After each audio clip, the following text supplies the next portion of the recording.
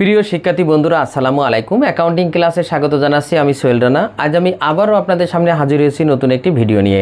আমার আজকের ভিডিওর বিষয় হলো একাদশ ও দ্বাদশ শ্রেণীদের হিসাব বিজ্ঞান প্রথম পত্রের তৃতীয় অধ্যায় ব্যাংক সমন্বয় বিবরণী থেকে। আর যে অঙ্কটি আমি এখন করাবো সেটি ঢাকা বোর্ডে 2024 সালে এসেছিল। তো চলুন বন্ধুরা, আগে আমরা অঙ্কটি পড়ে আসি। 2023 সালের 30 জুন তারিখে শাহ স্টোরসের নগদান বই অনুযায়ী ব্যাংক জমার উদ্বৃত্ত 20,000 টাকা, কিন্তু ব্যাংক বিবরণী মোতাবেক ব্যাংক জমার উদ্বৃত্তের গড় মিল পরিলক্ষিত হয়। অনুসন্ধানের পর উদ্বৃত্তের গড় মিলের নিম্নলিখিত কারণসমূহ পাওয়া যায়। এরপর কিছু দেখেন গড় মিল নিচেই দেওয়া আছে। তারপর করণীয় কতে বলা হয়েছে ব্যাংক কর্তৃক আদায়কৃত টাকার পরিমাণ নির্ণয় করো। তার মানে যে সমস্ত টাকা ব্যাংকের মাধ্যমে আদায় হয়েছে তার পরিমাণ নির্ণয় করতে বলা হয়েছে। তো এখানে দেখেন প্রথম 2 নম্বর লেনদেনে দেখেন বলা হয়েছে ব্যাংক কর্তৃক বিনিয়োগের সুদ আদায়। তার মানে ব্যাংকের মাধ্যমে বিনিয়োগের সুদ আদায়, তাহলে এটা এখানে আসবে। তাহলে আমরা এখানে লিখব ব্যাংক কর্তৃক বিনিয়োগের সুদ, ব্যাংক কর্তৃক বিনিয়োগের সুদ আদায়। টাকার পরিমাণ হলো 1,500। আমরা প্রথম টাকার ঘরে লিখলাম 1,500।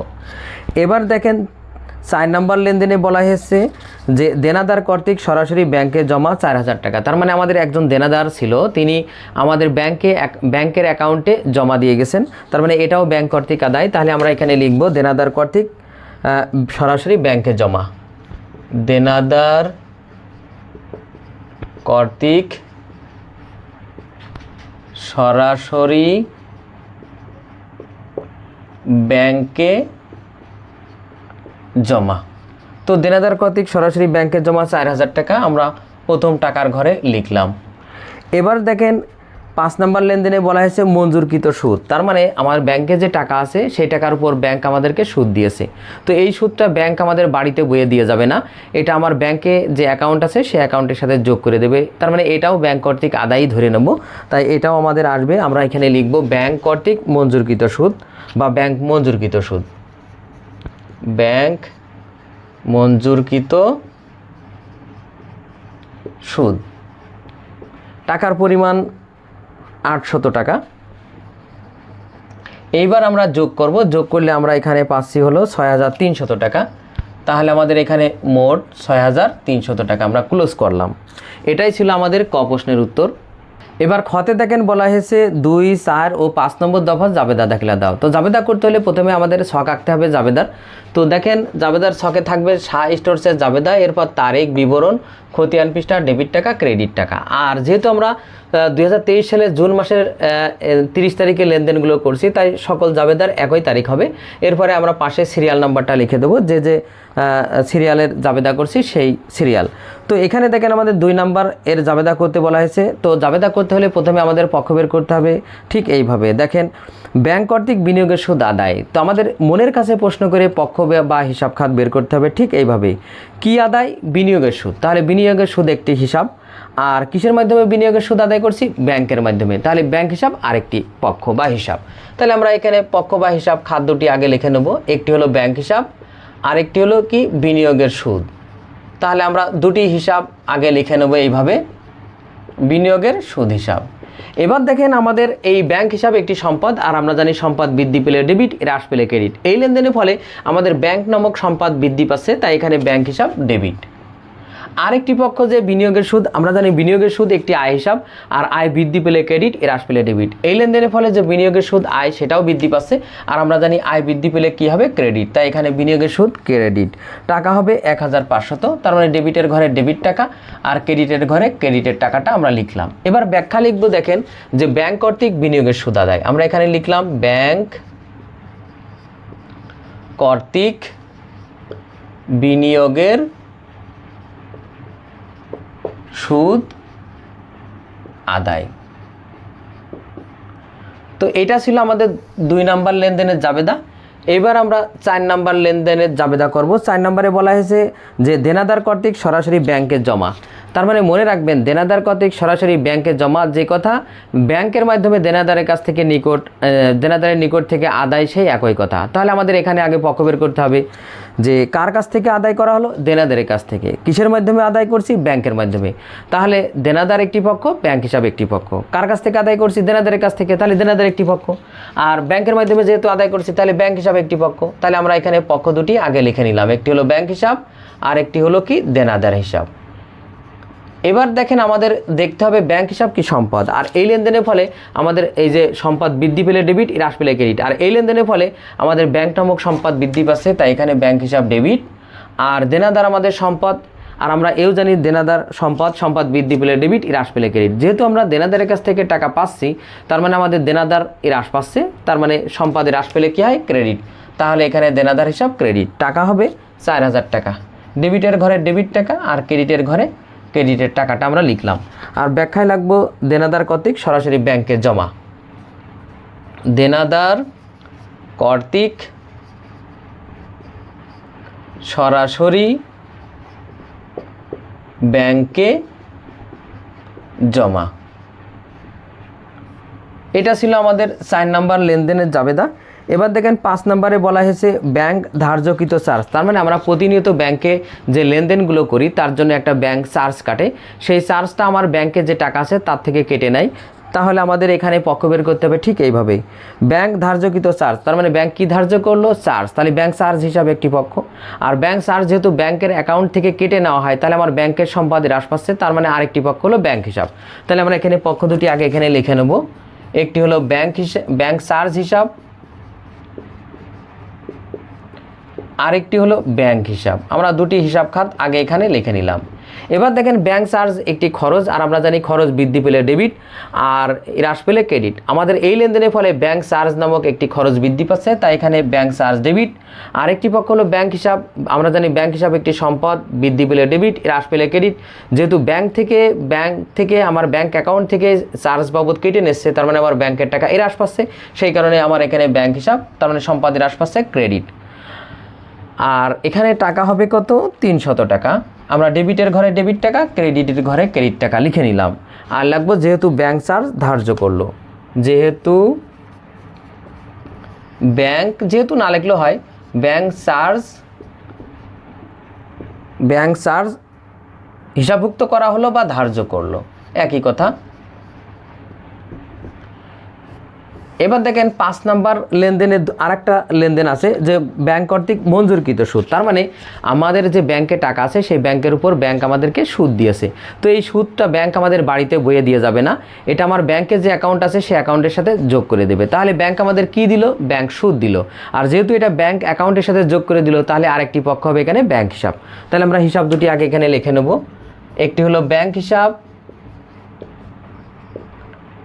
আরেকটি হলো ব্যাংক সুদ হিসাব। তো এবার দেখেন এখানে ব্যাংক সম্পদ, আর আমরা জানি সম্পদ বৃদ্ধি পেলে ডেবিট, হ্রাস পেলে ক্রেডিট। যেহেতু আমাদের এই লেনদেনের ফলে ব্যাংক নামক সম্পদ বৃদ্ধি পাচ্ছে, তাই এখানে ব্যাংক হিসাব ডেবিট। আর ব্যাংক সুদ যেটা আমাদের আয়, আর আমরা জানি আয় বৃদ্ধি পেলে ক্রেডিট, হ্রাস পেলে ডেবিট। যেহেতু আমাদের এই লেনদেনের ফলে আমাদের একটি আয় বৃদ্ধি পাচ্ছে, তাই এখানে ব্যাংক সুদ হিসাব, সেই আয়টা ক্রেডিট হবে। টাকা হবে কত, 800। ডেবিটের ঘরে ডেবিট টাকা, ক্রেডিটের ঘরে ক্রেডিট টাকা। আর আমরা এখানে লিখব যে যেহেতু ব্যাংক সুদ মঞ্জুর করলো, আমরা এখানে লিখব যেহেতু ব্যাংক সুদ মঞ্জুর করলো। আর আমাদের তারিখ যেহেতু একই তারিখ হবে, তাই আমরা এখানে এইভাবে ডট ডট দিয়ে দেবো, অথবা তারিখ লিখতে পারি, জুন 30 লিখে দিলাম প্রত্যেক জায়গায়। এটাই ছিল আমাদের খ প্রশ্নের উত্তর। এবার গতে দেখেন বলা হয়েছে উপযুক্ত তথ্যের ভিত্তিতে একটি ব্যাংক সমন্বয় বিবরণী তৈরি করো। তো ব্যাংক সমন্বয় বিবরণী তৈরি করার আগে আমাদের জানতে হবে ব্যাংক সমন্বয় বিবরণী কী আর এটা কেন প্রস্তুত করা হয়। সাধারণত আমরা ব্যাংকের সাথে লেনদেন করার সময় আমরা লেনদেনগুলো লিপিবদ্ধ করে থাকি। তো ব্যাংক কর্তৃপক্ষ তারা লিপিবদ্ধ করে যে বইতে, সেই বইয়ের নাম ব্যাংক বই বা ব্যাংক পাস বই বা ব্যাংক বিবরণী। আর আমরা আমাদের বাড়ির বইতে যেটা সংরক্ষণ করি সেটার নাম হলো নগদান বই। তো এই যে নগদান বই আর পাস বইয়ের মধ্যে অনেক সময় গরমিল দেখা দেয়, আর তার জন্যই মূলত এই ব্যাংক সমন্বয় বিবরণী প্রস্তুত করা হয়। তো এখন দেখেন ব্যাংক সমন্বয় বিবরণী তৈরি করার সময় আমরা শুরুতেই একটা উদ্বৃত্ত লিখে নেব, যে উদ্বৃত্ত হয় নগদান বইয়ের উদ্বৃত্ত, না হলে আমার পাস বইয়ের উদ্বৃত্ত। তো এখন দেখেন যে বই নিয়ে আমরা, যে উদ্বৃত্ত নিয়ে আমরা শুরু করব, সেই বইতে যদি কম থাকে তাহলে যোগ হবে, আর সেই বইতে যদি বেশি থাকে তাহলে বিয়োগ হবে। এটাই হলো প্রকৃত নিয়ম। তবে আপনি যদি নিয়ম অনুযায়ী মুখস্থ করেন তাহলে সেটা আরও কঠিন হয়ে যাবে। তো আমি সহজ ভাষায় বলছি যে যেই বই নিয়ে শুরু করব সেই বইতে যদি কম থাকে তাহলে যোগ হবে, আর যদি বেশি থাকে তাহলে বিয়োগ হবে। এটা সাধারণ চিন্তাই এটাই আসে। তো চলুন বন্ধুরা শুরু করা যাক। তো দেখেন এখানে প্রথমেই বলা হয়েছে 2023 সালের জুন 30 তারিখে সাহা স্টোরসের নগদান বই অনুযায়ী ব্যাংক জমার উদ্বৃত্ত 20,000 টাকা। তার মানে আমার ব্যাংকে যে জমা আছে সেটা আমার বাড়ির বই অনুযায়ী হলো 20,000 টাকা। তো এইটা দেওয়া আছে, আর তাহলে আমরা এইটাই আগে লিখে নেব। তো আমরা এখানে শুরুতেই লিখব নগদান বই অনুযায়ী ব্যাংক জমার উদ্বৃত্ত। নগদান বই অনুযায়ী ব্যাংক জমার উদ্বৃত্ত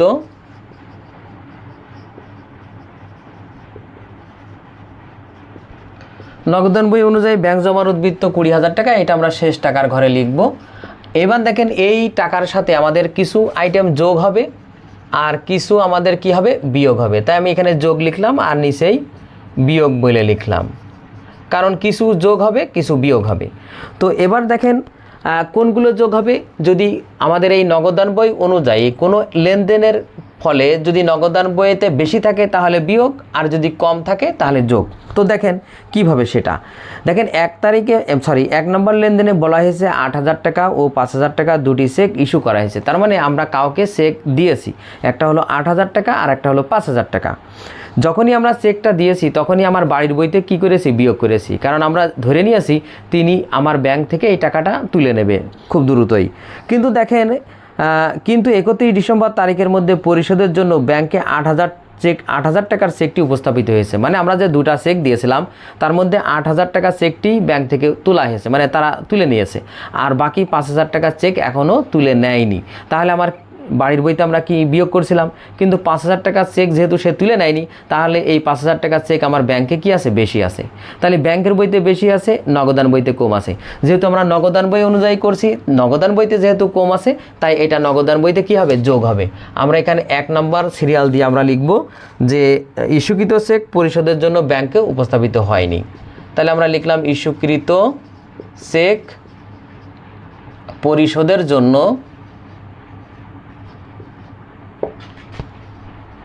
ব্যাংকে উপস্থাপিত